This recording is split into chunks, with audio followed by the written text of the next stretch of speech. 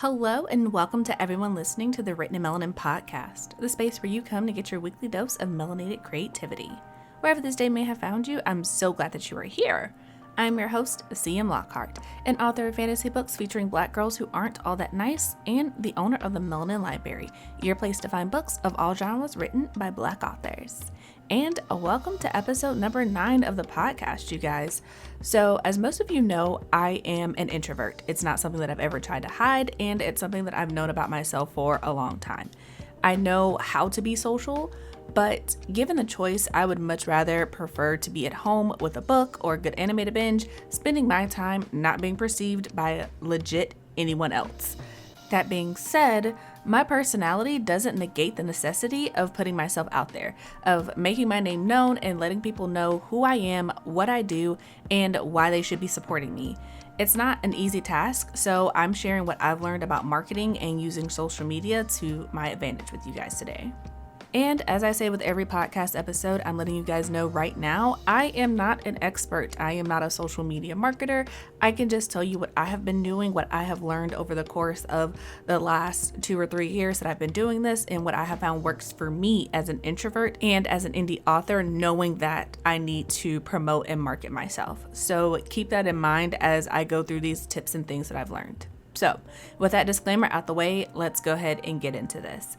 And the first thing that I have learned, and this is the biggest thing that I've learned, is that you have to understand that not everyone is going to purchase your book, and yelling about it all the time will not change that.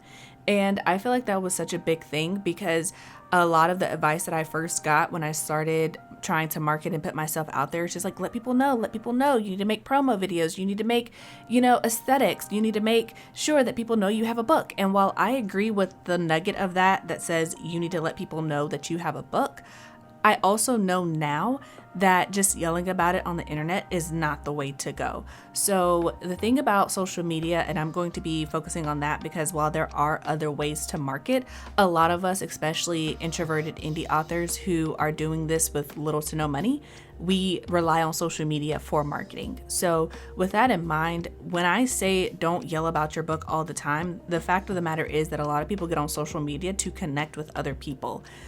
Whether that be for ulterior motives like selling a book or not, the reality of it is a lot of us want to connect and know that there is a person behind the screen. There's a person behind the username. There's a person with a personality who has thoughts and opinions and feelings, and the purpose of following someone is because they are interesting.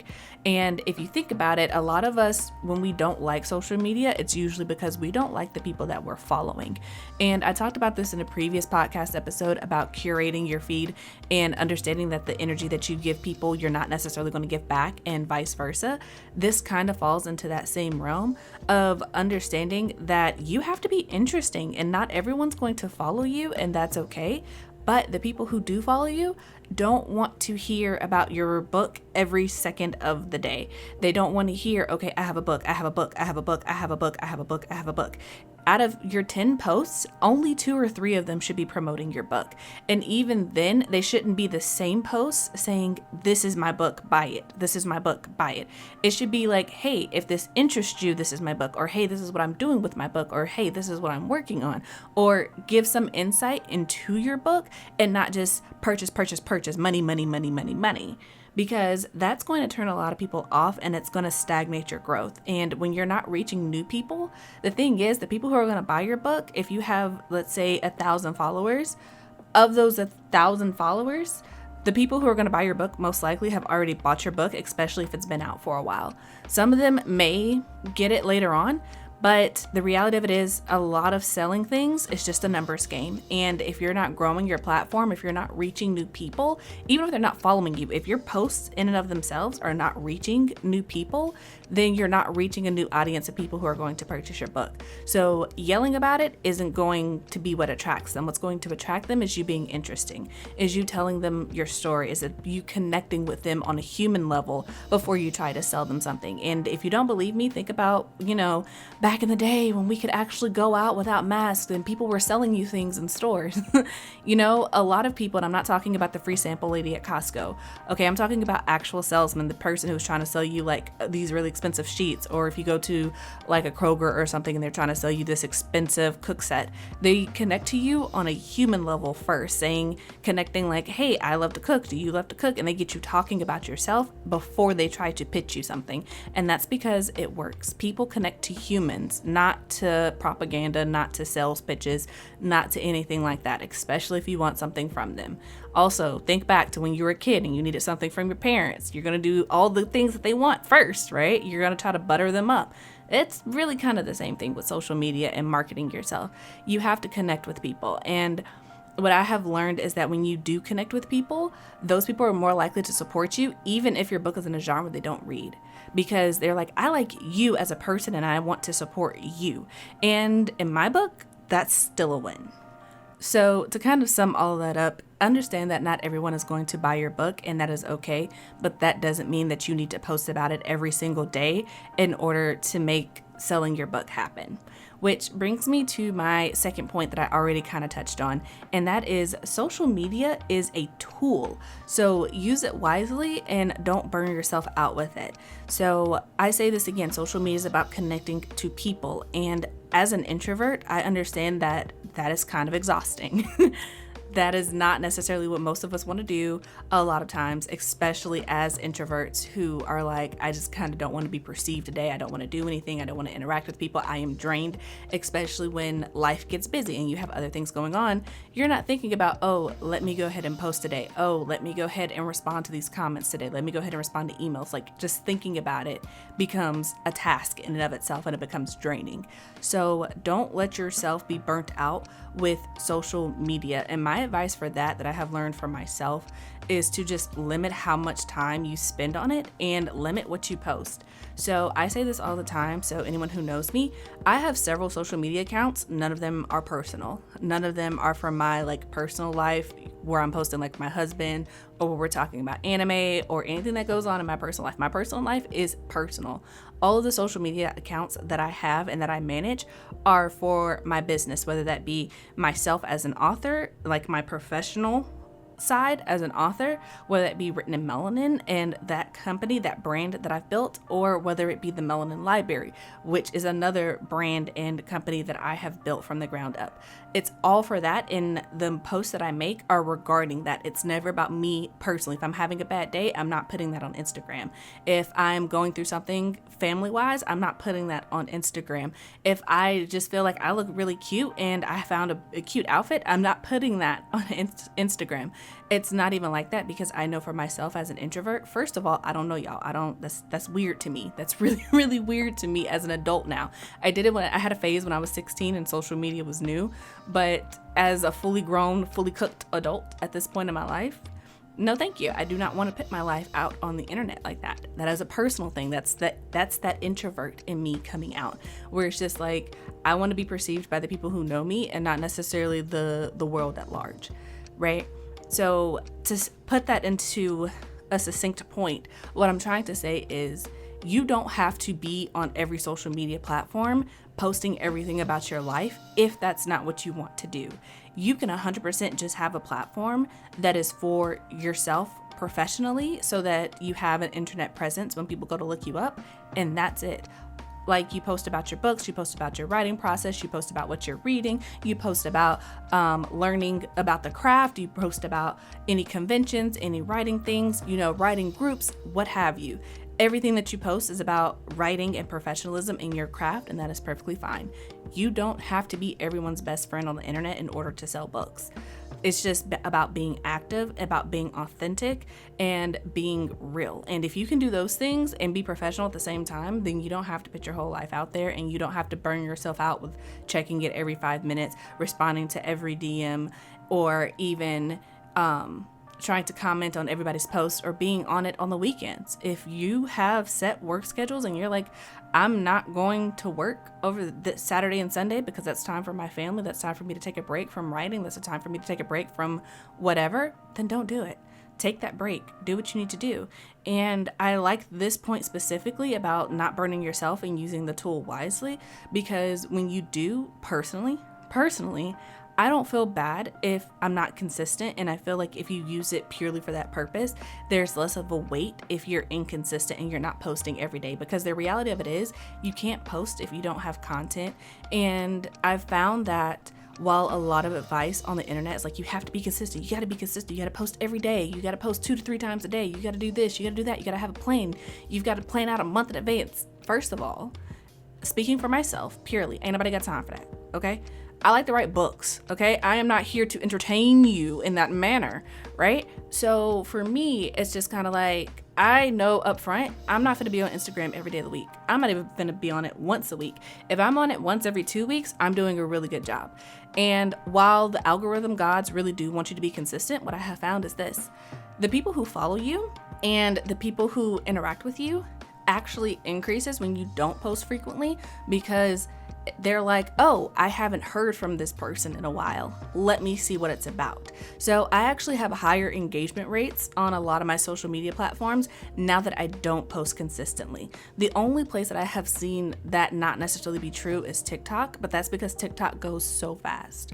But with Instagram, for sure. With Twitter, absolutely.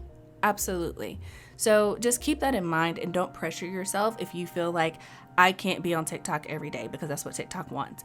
I can't be on Instagram for 3 hours a day because Instagram wants you on the app an hour before you post and an hour after your post if you want to get those high engagement rates. If you can't do that, that's fine. Don't beat yourself up about it. Just know that that's part of the game. And sometimes you got to adjust the rules if you're going to be successful. That's just what it is. So that brings me to my third point. Since we're talking about social media, there will come a time when the social media platform that you're really big on will not exist anymore. If you don't believe me, look at MySpace, okay? Like, it happens. Things outgrow their time, things outgrow their usefulness, or even look at Facebook. You know, there was a time when everybody and their mom was on Facebook, and now there's an entire generation and most of another that doesn't even mess with Facebook because they're like, I don't like the social media platform. Trends are going to change, platforms are going to change. So with that in mind, if you're not the type of person that likes to hop from social media platform to social media platform and have a bunch of accounts, make sure that you have an email sign-up list. And I will say this, even if you are that person and you love social media and you have accounts on everything and you're killing it, you still need to have an email sign-up list. Notice that I'm saying you need to have one. Did not say that you need to use it. I did not say that you need to be the newsletter queen, king, or person. I did not say that you needed to be consistent with sending things out. I said that you need to have one. Have one so that even if you don't use it much, you can contact people, and you know that the people who sign up for your email list are going to be higher on your list of people who are going to purchase something from you. Because let's be real here, a lot of people don't even check their emails anymore. So if they're checking your emails and clicking on your links, baby doll, you probably got a sell right there. And knowing that also gives you the opportunity when, if you don't want to put yourself out to the anonymous world, you can send something out to your newsletter list, and then you can just be perceived by them. And if it's not big, that's okay. Because my mindset on that is the people who really want your content are the people who are going to sign up for your email list, especially if you are not sending out a bunch of email newsletters, especially if you're not giving away free stuff, especially if you're not pushing your email list and you're just like, I have one, you can sign up if you like. I send out things occasionally. The people who sign up for that are the people who really want to support and who are really down for you. So have one, create one. There are a ton of spaces where you can create one for free. MailChimp and MailerLite are the ones that come to mind off the top of my head. But yeah, sign up for an account, get that email list started so that when you are ready to kick off your book, you have a place to start, and it's not very draining. And having one available to people is, as an introvert, something that kind of handles itself. You set it up one time and it's done. You promote it when you want to, and that's it. So keep in mind though that all of the advice that I'm giving you guys is coming from a standpoint of an introvert who's not very big on marketing. So a lot of what I do is hands off. A lot of my marketing goes into social media because that's what I'm big on. That's what I can do. That's what I don't mind spending my time on. But like I said, even with that, I'm inconsistent because I know for myself, I have a lot of other things that I have to do. So please keep that in mind and take everything I'm saying with a grain of salt and know what's going to work for you. And that kind of takes me into my next point, which is be open-minded about shifting tactics, trying new tools, learning new things, and don't be afraid to ignore advice that you know won't work for you. So even as I'm saying all of this, I'm saying that if you know that what I'm doing and what I'm explaining to you isn't going to work for you, do not feel pressured to do what I'm advising you to do because I'm giving you advice. If you know it's not going to work, don't do it. If you know that you need to be consistent, be consistent. If you know that you need your email list, do that. I'm just telling you what works for me, and I think it's important to understand that everyone who gives advice on the internet is just telling you what works for them, what they have found, what they have seen, what they have experienced. But nothing is the absolute truth. Nothing is like if you do it any other way, it's just wrong. So keep that in mind, and also be mindful of the fact that it's completely fine to change tactics. If you started out with Instagram, like for me, I'll just be honest. I started out with Instagram. That was my platform of choice for the longest. I hated it, did not like it. It was not for me, but I tried to make it work because all the advice was all of the people are on Instagram. If you want to sell a book, you have to be on Instagram. You have to. And so I did that for like a year and a half. I did not like it. It did not get me the results that I was looking for, and it was exceptionally draining. I did not like being on Instagram. I did not like using the platform. I didn't like the rules that I needed in order to have a business profile. I didn't like having to connect it to Facebook because I don't like Facebook. I don't use it. And I didn't like how much effort it took to grow a platform. I didn't like how little engagement I got as far as comments. I didn't like that even the rules around captions and hashtags and everything else was so confusing and convoluted. And it took so much research and planning just to do it well. And even when I was doing it well, I wasn't getting the kind of engagement that I wanted. It just wasn't for me. So I had to shift tactics. I had to try new tools. And, it became easier once I found out about, Instagram planning. And if you guys don't mind paying for it, I recommend Planoly.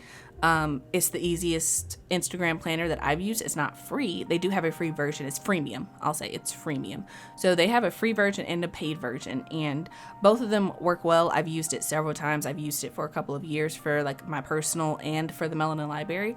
So, and when I say personal, understand that I mean written in Melanin. Like I said, I don't do that whole personal thing, put my life out there like that. That's just not what I do. But yeah, so, that's kind of my thoughts on that. Just, be open-minded about it and ignore advice that isn't going to work for you. And my last tip is specifically for introverts specifically, and that is collaborate with people who don't mentally drain you. And by that, I mean, we all have a group of friends or even people that we know on the internet that we can talk to and connect with. And we don't leave the conversation feeling like, man, that was so much, or now I feel so drained and I don't want to do that again, or I had to be quote unquote on. And if you're an introvert, you know what I mean, right? Like I have to be put together. I have to put on my best face. I have to, like, there are people out there you can just be yourself with. If you can, collaborate with them, because that does two things. It helps get your name out there, it helps you promote your book, and it keeps you from being so mentally drained that you feel like everything is taken out of you. And it's easier to not cancel it, because as an introvert, I know that I am guilty of making plans and then canceling them at the last minute because I'm just like, I really just don't want to do it. So that being said, plan with people that you already like talking to. That way it's something you can look forward to and you can promote your book that way at the same time. So that's kind of the tips that I have for you guys as far as marketing as an introvert. So just understand that everyone is not going to purchase your book, and yelling about it is not going to change that. Social media is a tool, so use it wisely and don't burn yourself out with it, and understand that being inconsistent is not a terrible thing. Have an email sign up. Even if you don't use it, be open-minded about shifting tactics, trying new tools, and learning new things, and ignoring advice that isn't going to work for you. And lastly, collaborate with people who don't mentally drain you. Those are my biggest tips. So that's what I have for you guys. Now I get to talk about me for a little bit, but before that, a quick ad break. All right, you guys, we're going to take a quick break so I can tell you about the Melanin Library. It's an online database of books written by Black authors. It's a free resource that was created to make finding books by Black authors a simpler experience. And I want to take a moment to share one of those books with you right now. We Are the Origin by C.M. Lockhart is a new adult fantasy that will be available on June 21st, 2022. And the summary reads, she was a shadow. Forced into a life of serving the queendom before she was old enough to deny them, Brandy was a cultivator of death and the queen's own blade, reserved only for the disloyal and the blasphemous. Crafted by the queendom and forged in blood, she was nothing more than a tool. She was never meant to have an opinion on whose blood she shed, never meant to question whose back she was pressed into or whose throat she was slipped across. She was destruction. But when Freya, the goddess of life and judger of souls, demands that she protect rather than destroy, Brandy has no choice but to obey her new orders. And while abandoning the queendom comes with its own set of problems, being hunted by the people she once called family is the least of her worries when the gods reveal to her an enemy who exists beyond the reach of their power. So, with the helpless princess in tow, she begins her search for a way to fight this impossible enemy and save the realm from destruction, because she is the wrath of the gods, and it was foolish for anyone to forget that. If you'd like to purchase this book, there's a link for it in the description box below, and if you want to see your book advertised here, then head over to the Melanin Library website to request a promotion. Spots are limited each month, so don't wait to sign up. Now, let's get back to the content you came here for. All right, so I know that ad break was new, but if you're still listening, thank you. I appreciate you. And if you like to see yourself in that ad or your book or what have you, you can go over to melaninlibrary.com/services and request a promotion. It's really that simple. So there's a link in the description box of wherever you're listening to this at if you want to check it out. So that being said, on to my updates, the Chelsea's Corner updates for this podcast episode. Couple of things, you guys. I'm still taking a break from We Are the Origin because I'm waiting to hear back from my beta readers. And so far, some of the feedback has started to trickle in and it's been really good and reaffirming and positive. So I'm really excited about that. It's making me feel good. It's making me feel positive about the book. But as I have been getting feedback and thinking about the story and going back through it, I've been getting a lot of inspiration to start on book 2, so I will probably begin organizing some of my thoughts that I have in my notebook to prep for an actual outline. I'm really trying to keep myself from working on it right now so that I'm actually taking a break from it and not overwhelming myself, even though I do feel like go, go, go, go, go. I also know that taking a break and giving myself time to see the bigger picture is going to be more beneficial than me just rushing into it right now. So the plan is to jump back into We Are the Origin Book 2 at the beginning of April, so we'll see how that works out. But like I said, I do have some ideas that I plan to jot down and, kind of get on paper so that I don't forget. I did kind of cheat a little bit and I started on the prologue for the next book. But as you guys will probably see, since I'll actually be doing the podcast during the beginning drafting phases, my stories tend to change a lot from the time that I write the chapter to the time it actually gets to a point where other people can read it. I am a very much, I don't like this, scrap it. I don't like this, scrap it, and start from scratch type person. So we'll see how that chapter works. If it stays, I doubt it'll actually be the prologue, even if I do keep it, even as I'm thinking about it. But it could be useful for, in the future. I'll keep it in the graveyard and I'll resurrect it later if I need to. And if you guys don't know what my graveyard is, go back and listen to a couple previous episodes where I talked about it. But basically, it's just the place where I send kind of my dead chapters that I'm not going to use, and I resurrect them as needed so that it's not like I'm losing words. It's not what I need right now. But in the meantime, while I'm trying to get a break in from We Are the Origin, I am working on a few short stories that I want to submit to some anthologies. So my friend Amanda, who is also my critique partner, she is helping to put together an anthology that is about diverse representation in fantasy. And I was thinking about participating in that, or at least submitting. Like, I can't just say I'm going to participate. Like, I like to be confident in my writing and all, but I can't just be like, oh yeah, I'm going to be part of your anthology. So I'm going to write a story and submit it, and hopefully it will be accepted. And then there is another anthology that's coming out in October that I want to be a part of, and it's actually horror. And I'm kind of excited about stretching my creative juices because, as you guys know, I generally write fantasy. So that'll be interesting, but I kind of want to push myself. This year, 2022, is the year of me pushing myself creatively and like getting organized and starting to make headway on some of the things that I know for a fact that I want to do, and no longer being hesitant or like, can I do this? Should I do this? I don't know. I'm doing it, and if it works out, great. If it doesn't, also great. But you'll never know until you take the plunge, sink or swim, right? So yeah, I'm going to be working on those 2 short stories, and the ideas are pretty strong. So I'm feeling pretty confident about it, feeling pretty good about it. So yeah, that is it for this episode of the Written in Melanin podcast. If you'd like to support me, CM Lockhart, and my books, then consider joining my Patreon. For as little as $2 a month, you'll get exclusive updates and early release chapters of my books. Simply head over to patreon.com/CM Lockhart to sign up. In fact, you can read the prologue of my upcoming book, We Are the Origin, for absolutely free on both my Patreon and my website right now. So check it out. And if you feel so inclined, please feel free to rate this podcast wherever you're listening to this at, or leave a comment on the Written in Melanin website, letting me know your thoughts about today's episode. Thank you guys so much for listening, and until next time, I hope all your books are full of melanin.